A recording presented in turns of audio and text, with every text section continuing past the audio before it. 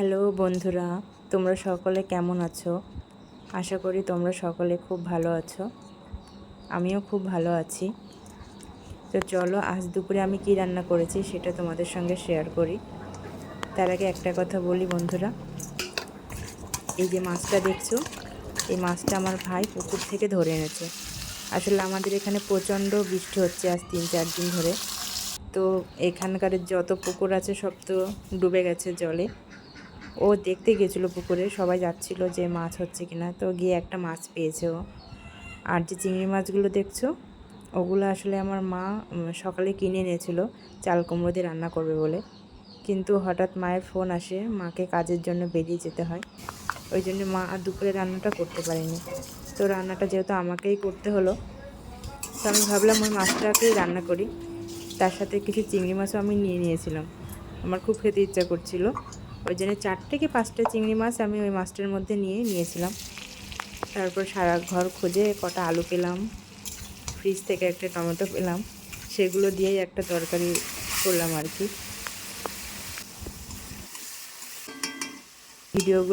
রান্নার ভিডিওগুলো পোস্ট করি, ওগুলো বেশিরভাগ ভিডিও যে রান্নাগুলো দেখো সেটা হচ্ছে আমার মাই রান্না করে। তো প্রথম আমি যে ভিডিও করছি আর কি, মানে ইউটিউবে যে একটা চ্যানেল খুলেছি বা ভিডিও টুকটাক করি, কারণ আমি নিজেও রান্না করি, তো সেই রান্নার ভিডিওগুলো অনেক সময় করে থাকতাম। যখন দেখলাম তোমরা আমাকে খুব ভালোবাসা দিচ্ছ, বেশ ভালো লাগছিল আমার। তখন একদিন আমি মাকে বললাম, মা জানো আমি একটা ইউটিউবের চ্যানেল খুলেছি আর সেখানে ভিডিও পোস্ট করছি। তা মা বলছিল রান্নার ভিডিও কিভাবে করলি?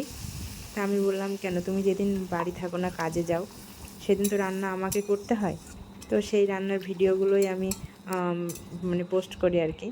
তা মা বলছে, খুব ভালো তো, ঠিক আছে, তাহলে এবার থেকে আমি যখন রান্না করব আমার ভিডিওগুলোও একটু পোস্ট করবি।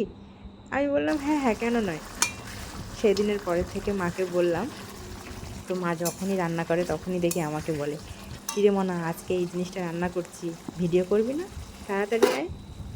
এই যে জিনিসটা আমি দেখলাম আর কি, মায়ের যে আগ্রহটা বা উৎসাহটা, সত্যি বন্ধুরা আমার তো খুবই ভালো লাগে।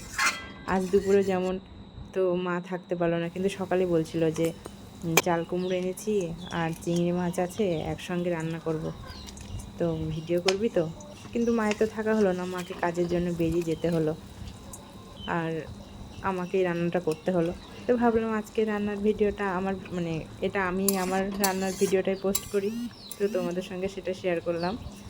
তো বন্ধুরা, আমার রান্নাটা কেমন হয়েছে তোমরা জানিও। হয়তো মাছের পিসগুলো দেখে তোমাদের অনেকে হাসি পাবে, কিন্তু বিশ্বাস করে একটাই মাছ পেয়েছিল ভাই, তা সেটাকে আমরা 4 জন মানুষ, যেহেতু মা, আমি আর আমার 2 ভাই, তো আমাদের ভালো মতনই হয়ে গেছিলো, অসুবিধা হয়নি। আর রান্না শেষে তো দেখলাম কালারটা বেশ দারুণ এসছে। একটু ঝাল হয়ে গেছিলো অবশ্য, কিন্তু আমাদের বাড়িতে সকলে একটু ঝাল খাই, তার জন্য কোনো সমস্যা হয়নি। তো তোমাদের কেমন লাগলো বন্ধুরা আমার রান্নাটা অবশ্যই বলবে। আসলে এটা রান্না করার সময় না আমার কেমন যেন ছোটোবেলার সেই রান্নাবাটি খেলার কথা মনে পড়ছিল।